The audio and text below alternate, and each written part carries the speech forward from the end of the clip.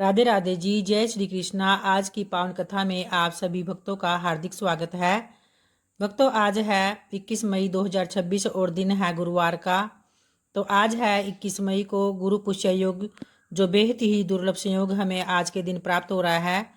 और आज पूरे दिन तथा रात्रि यह अमृत सिद्धि योग, स्वार सिद्धि योग और रवि योग, ये सब योग बने रहेंगे। तो इस समय में आप आज के दिन पूजा करते हुए विष्णु सहस्त्र नाम का पाठ और श्रीमद् भागवत गीता, रामचरितमानस, कनकधारी श्री सूक्त का पाठ जरूर करें। और आज के दिन जो सबसे श्रेष्ठ है, आप दान जरूर करें। पक्षियों और जीवों के लिए आप जल में थोड़ा चावल डालकर अपने घर की बालकनी पर रख दें। आज गुरुवार के दिन पुष्य नक्षत्र योग पर भगवान विष्णु जी को समर्पित है। तो भगवान विष्णु जी की आज के दिन आप पंचोपचार विधि से पूजा आराधना करें। तो इससे आपके घर में सकारात्मक ऊर्जा का प्रवेश होगा और सुख समृद्धि भी आएगी। घर के मुख्य द्वार पर आप तिल के तेल का एक दीपक जलाकर रखें, दीपदान करें। तुलसी माता की जड़ में आप कच्चे दूध मिश्रित जल से सींचे। तुलसी माता की जड़ में देसी घी का दीपक जरूर जलाएं। तो आइए अब भगवान विष्णु जी का ध्यान करते हुए आज की पावन कथा को अर्थात 5वें अध्याय को प्रारंभ करते हैं, जिसमें कि आज ब्रह्मा जी की आयु तथा युग आदि के कालमन का वर्णन किया गया है।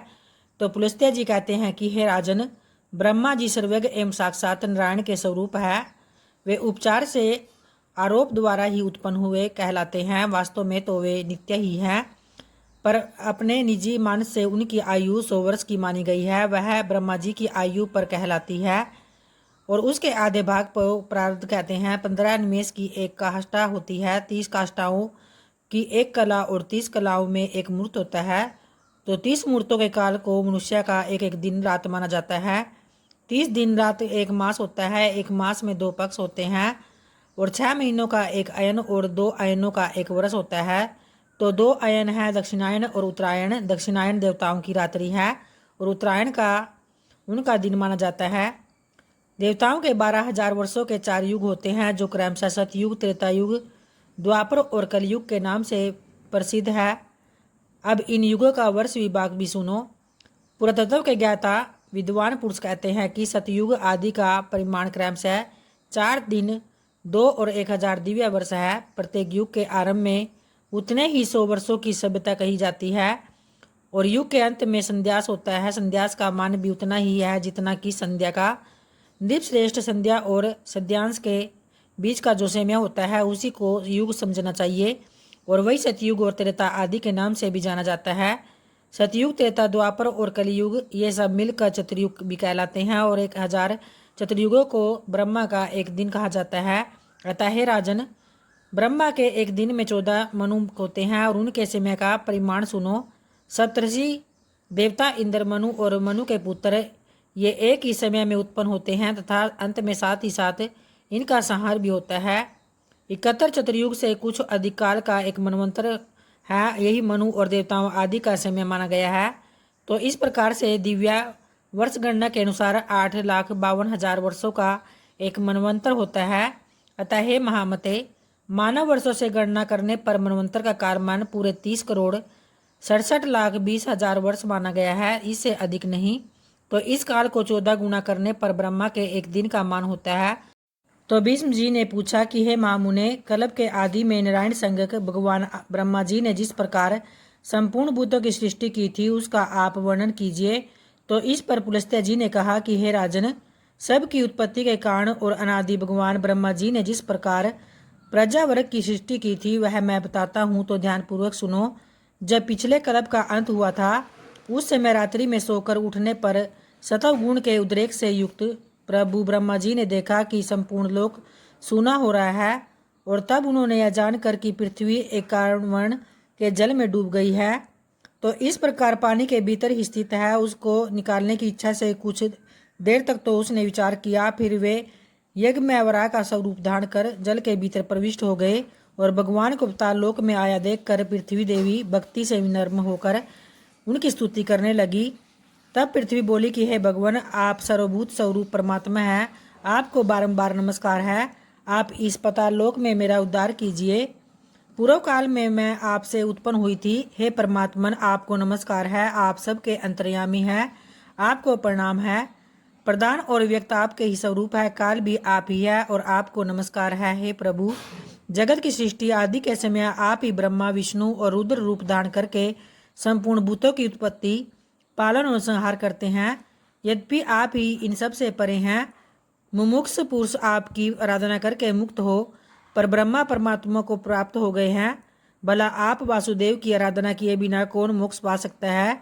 जो मन से ग्रहण करने योग्य, नेत्र आदि इंद्रियों द्वारा अनुभव करने योग्य तथा बुद्धि के द्वारा विचारणीय है, वह सब आप ही का रूप है।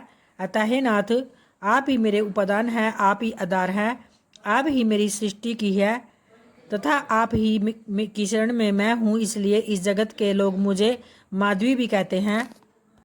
तो पृथ्वी ने जब इस प्रकार स्तुति की, तब उन परम कांतिमान भगवान धरणीधर गरगर स्वर में गर्जना की, सामवेद की ही उसकी ध्वनि के रूप में प्रकट हुआ और उनके नेत्र खिले हुए कमल के समान शोभा पा रहे थे तथा शरीर कमल के पत्ते के समान श्याम रंग का था। और उन महावरा रूपधारी भगवान ने पृथ्वी को अपनी दाढ़ों पर उठा लिया और रसातल को वे ऊपर की ओर उठे हुए। उस समय उनके मुख से निकली हुई सांस के आगाज से उछले हुए उस प्रलयकारी जल ने जललोक में रहने वाले सनंदन आदि मुनियों को भिगोकर निष्पाप कर दिया। तब ऋषि कहने लगे कि हे जनेश्वरों के परमेश्वर केशव, आप सब के प्रभु हैं। गदा, शंख, उत्तम खड़ग और चक्र धारण करने वाले हैं। सृष्टि पालन और संहार के कारण तथा ईश्वर भी आप ही है। जिसे परम पद कहते हैं वह आपसे भिन्न नहीं। अतः हे प्रभु, आपका प्रभाव अतुलनीय है। पृथ्वी और आकाश के बीच जितना अंतर है वह सब आपके शरीर से ही व्यापक है। तो इतना ही नहीं, यह संपूर्ण जगत भी आपसे ही व्यापक है। अतः हे प्रभु, आप प्रसन्न होइए। आपका स्वरूप अप्रमेय है। हे भगवान, आप सबके उद्भव के लिए इस पृथ्वी का उद्धार एवं संपूर्ण जगत का कल्याण करने वाले हैं। हे राजन, सनकादि मुनि जब इस प्रकार स्तुति कर रहे थे तो उस समय पृथ्वी को धारण करने वाले परमात्मा महावरा शीघ्र ही इस वसुंधरा को ऊपर उठा लाए और उसे महासागर के जल पर स्थापित कर दिया।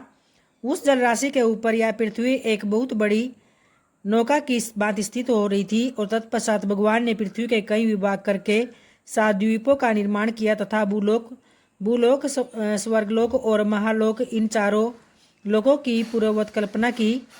और फिर उसके बाद ब्रह्मा जी ने भगवान से कहा कि हे प्रभु, मैंने इस समय जिन प्रधान असुरों का वरदान दिया था उनको देवताओं की भलाई के लिए आप मार डाले। मैं जो सृष्टि रचूंगा उसका आप पालन जरूर करें। उनके ऐसा कहने पर भगवान विष्णु तथास्तु कहकर वहां से चले गए और ब्रह्मा जी ने देवता आदि प्राणियों की सृष्टि आरंभ कर दी। जय श्री कृष्णा। और आइए अब पुरुषोत्तम मास महात्म्य के 5वें अध्याय को प्रारंभ करते हैं। तब देवर्षि नारद ने भगवान नारायण से जिज्ञासा की कि हे प्रभु, जब अधिक मास ने अपनी करुण व्यथा भगवान के सामने प्रकट की तब भगवान श्री हरि ने उससे कहा, कृपा करके विस्तार से हमें बतलाइए। तब भगवान नारायण बोले कि हे नारद, ध्यानपूर्वक सुनो। जब अधिक मास अत्यंत दुखी होकर भगवान के चरणों में गिर पड़ा और मूर्छित हो गया, तब भगवान के संकेत से गरुड़ उसे अपने पंखों से हवा करने लगे और कुछ ही क्षणों में अधिक मास को चेतना आई। वह पुनः विलाप करते हुए बोला, हे प्रभु, मेरी रक्षा कीजिए, मैं आपकी शरण में आया हूँ। आप मेरी उपेक्षा क्यों कर रहे हो? तो उसकी करुण पुकार सुनकर भगवान विष्णु दयालु हो उठे और उन्होंने स्नेह से कहा, हे वत्स, उठो, धैर्य रखो, शोक मत करो, तुम्हारा दुख अब दूर हो जाएगा। तो यह कहकर भगवान कुछ क्षण विचार में डूबे रहे और फिर बोले कि हे प्रिय, अब तुम मेरे साथ चलो, मैं तुम्हें उस दिव्य लोक में ले चलता हूँ जहाँ स्वयं भगवान श्री कृष्ण पुरुषोत्तम निवास करते हैं। वही तुम्हारे दुख का निवारण करेंगे। तो इसके बाद भगवान विष्णु अधिक मास का हाथ पकड़कर उसे गोलोक ले गए और यह गोलोक अत्यंत दिव्य और अलौकिक स्थान था जहाँ केवल प्रकाश ही प्रकाश दिखाई दे रहा था, जैसे करोड़ों सूर्य एक साथ चमक रहे हो। वह लोक सभी लोकों से श्रेष्ठ, नित्य और परम आनंद से परिपूर्ण हो रहा था। तो गोलोक का वर्णन करते हुए बताया गया है कि वहाँ की भूमि रत्नों से बनी हुई है, चारों ओर अद्भुत प्रकाश और सौंदर्य व्याप्त है। वहाँ न तो कोई रोग है, न कोई शोक, न मृत्यु का भय, सिर्फ शांति और आनंद ही आनंद है। उस दिव्य लोक के नीचे वैकुंठ और शिवलोक में स्थित है, जहाँ भगवान विष्णु और भगवान शिव अपने अपने भक्तों के साथ निवास करते हैं। तो गोलोक के भीतर एक अद्भुत ज्योति भी विराजमान होती है जो परमानंद का स्रोत है। उसी ज्योति के मध्य भगवान श्री कृष्ण का दिव्य स्वरूप प्रकट होता है और उनका रूप अत्यंत मनोहर है। श्याम वर्ण कमल के समान नेत्र, मधुर मुस्कान, हाथ में मुरली लिए हुए पीताम्बर धारण किए हुए, वनमाला से सुशोभित, उनके मुख की आभा करोड़ों चंद्रमाओं के समान शीतल और आकर्षक दिखाई दे रही है। तो भगवान श्री कृष्ण वहाँ रासमंडल के मध्य विराजमान थे। चारों ओर गोपियाँ और भक्तगण हैं। वे पूर्ण परब्रह्मा, समस्त सृष्टि के आधार और सभी आनंदों के स्रोत हैं। वे भक्तों पर असीम कृपा करने वाले, निष्प्रिय, निर्विकार और सर्वशक्तिमान हैं। भगवान विष्णु अधिक मास को उसी गोलोक में लेकर पहुँचे ताकि वह स्वयं श्री कृष्ण के दर्शन कर सके और अपनी पीड़ा से मुक्त हो सके। तो यह दृश्य अत्यंत दिव्य और अद्भुत था। तब सूत जी कहते हैं कि इस प्रकार भगवान नारायण ने अद्भुत कथा कहकर कुछ समय के लिए मौन धारण कर लिया। तो यह सुनकर नारद मुनि उत्सुक हो उठे और आगे की कथा जानने के लिए पुनः प्रश्न करने लगे। और आइए अब माता तुलसी का ध्यान करते हुए उनकी आरती को प्रारंभ करते हैं। जय जय तुलसी माता मैया, जय जय तुलसी माता, सब जग की सुखदाता, सबकी वर माता। जय जय तुलसी माता मैया, जय जय तुलसी माता, सब योगों से ऊपर, सब रोगों से ऊपर, रज से रक्षा करके सबकी भाव तराता। मैया जय जय तुलसी माता मैया, जय जय तुलसी माता, बटु पुत्री है श्यामा की, सुरबल्ली है ग्राम्या, विष्णु प्रिया जो नर तुमको सेवे सो नर तर जाता।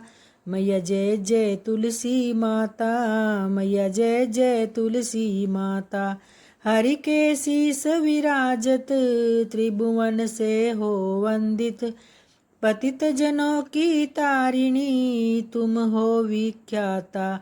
मैया जय जय तुलसी माता मैया, जय जय तुलसी माता, लेकर जन्म विजन में आई दिव्य भवन में, मानव लोक तुम्हीं से सुख संपत्ति पाता। मैया जय जय तुलसी माता मैया, जय जय तुलसी माता, हरि को तुम अति प्यारी, श्याम वरण सुकुमारी, प्रेम अजब है उनका, तुमसे कैसा नाता, हमारी विपद हरो तुम, कृपा करो माता। मैया जय जय तुलसी माता मैया, जय जय तुलसी माता, सब जग की सुखदाता, सबकी वर माता। मैया जय जय तुलसी माता मैया, जय जय तुलसी माता। जय तुलसी माता की, जय विष्णु भगवान जी की। धन्यवाद भक्तों।